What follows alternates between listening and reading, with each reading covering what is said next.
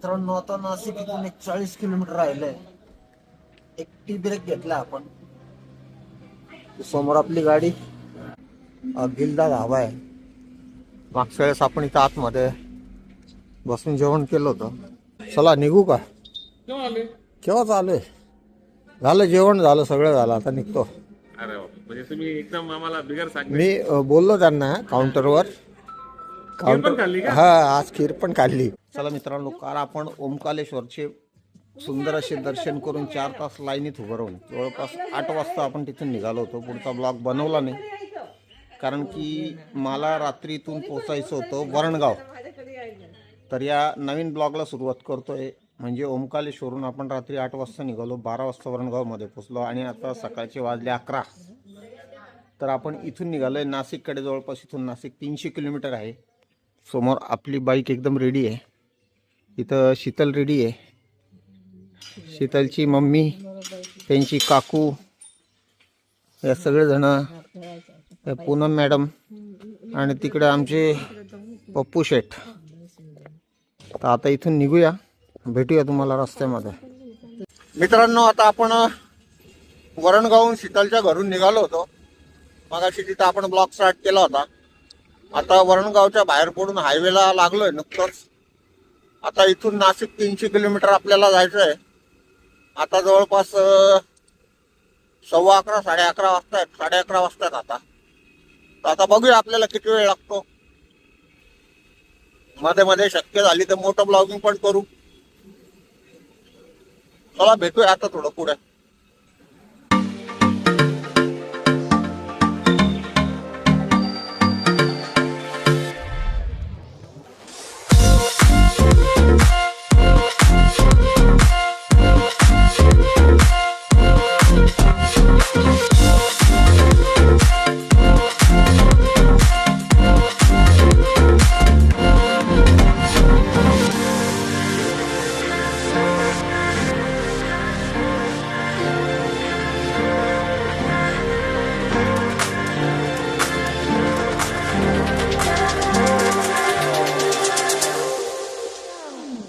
मित्रांनो, आपण वरणगावहून 11:30 वाजता निघालो होतो. आता धुळ्याच्या जवळपास आपण 35 किलोमीटर पोहोचलेलो आहे. पेट्रोल भरायला थांबलो होतो. इथं पेट्रोल भरतोय गाडीमध्ये. टँक फुल करू आणि मग कुठेतरी धुळ्याच्या पुढे जेवायला थांबू. चला आता पेट्रोल भरून भेटूया पुढे.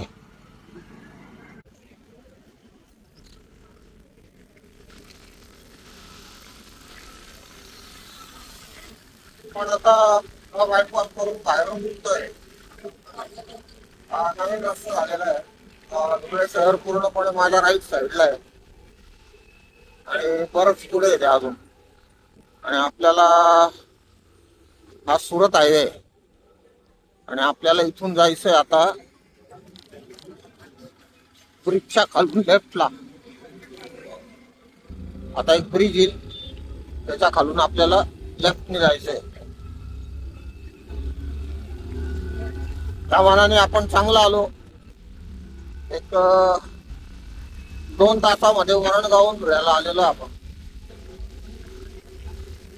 2 तासापेक्षा कमी म्हटलं तरी चालेल, कारण की आपण मगाशी ब्रेक घेतला होता.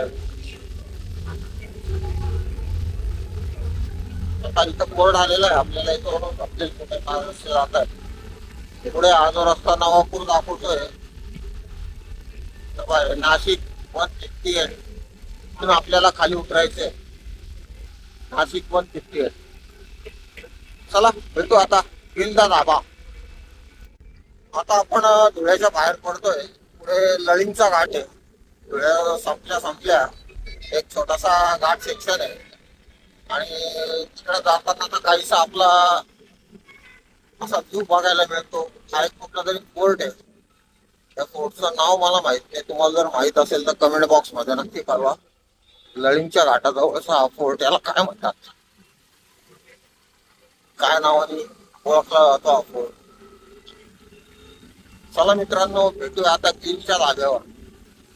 आता भूक पण खूप लागायला लागली.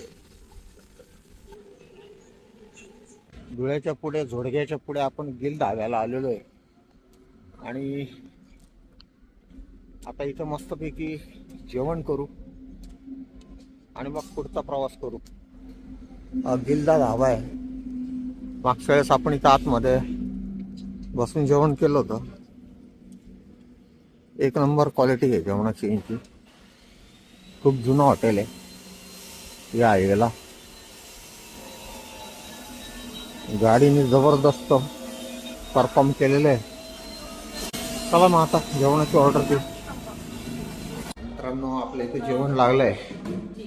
आता आपण जेवण करूया छान आणि मग परत भेटतो तुम्हाला बाईकवर. चला मित्रांनो, आपलं एकदम पोटभर मस्त जेवण झालंय गिलता धाब्याला. भरपूर वेळ थांबलो आपण इथे. आपली समोर बाईक आहे. गिल सर स्वतः भेटले आपल्याला. पंपावर होते ते. चला निघू का? केव्हा चालू आहे? झालं जेवण झालं, सगळं झालं, आता निघतो. अरे बाप, म्हणजे तुम्ही एकदम आम्हाला बिगर सांगते. मी बोललो त्यांना काउंटरवर. पण खाल्ली का? हा, आज खीर पण खाल्ली. अरे वा. तिला आज सरसो का सास आणि ती रोटी खायची होती, पण त्या आजचा मेनू नव्हता, तो काल झाला. काल झाला. हा ते फ्रेशच बनतं. हा हा हा ते पण तुम्हाला मोस्टली आता हे जे बनतंय या हॉटेलमध्ये बोलला मला सगळं सांगितलं provide त्यांनी. करू आपण. चला येऊ सर. ओके. चलो, thank you. Okay, thank you. Okay bye. चला मित्रांनो, स्वतः जे हॉटेलचे ओनर आहेत ते आपल्याला ओळखतात आणि ते पण भेटले आता आपल्याला. तर आता इथं त्यांचं नवीन कन्स्ट्रक्शन चालू आहे. व्हेज नॉन व्हेज डिपार्टमेंट काहीतरी वेगळं करतायत ते. त्याचं प्लॅनिंग चालू आहे. तर हे आत्ता कन्स्ट्रक्शनचं जे काम चालू आहे त्याचंच चालू आहे. हा बाजूचा पेट्रोल पंप पण त्यांचाच आहे. सुंदर अशी फूड क्वालिटी आहे, एक नंबर. तर आता इथून निघू आणि थोडं पुढे भेटू. चला तर मग निघूया पुढे.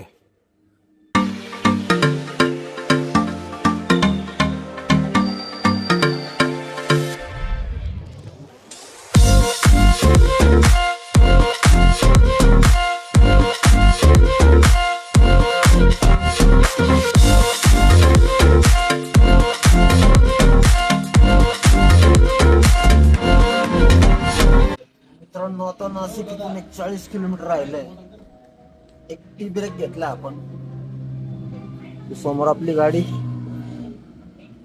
आता एक 5 मिनिटात चहा पिऊ आणि निघूया नाशिकच्या दिशेने. अशा प्रकारे आपण उज्जैन आणि ओंकालेश्वर बाईक रेड करून नाशिकपर्यंत सुखरूप पोहोचलोय. सगळे व्हिडिओ नक्की बघा, तुम्हाला खूप आवडतील.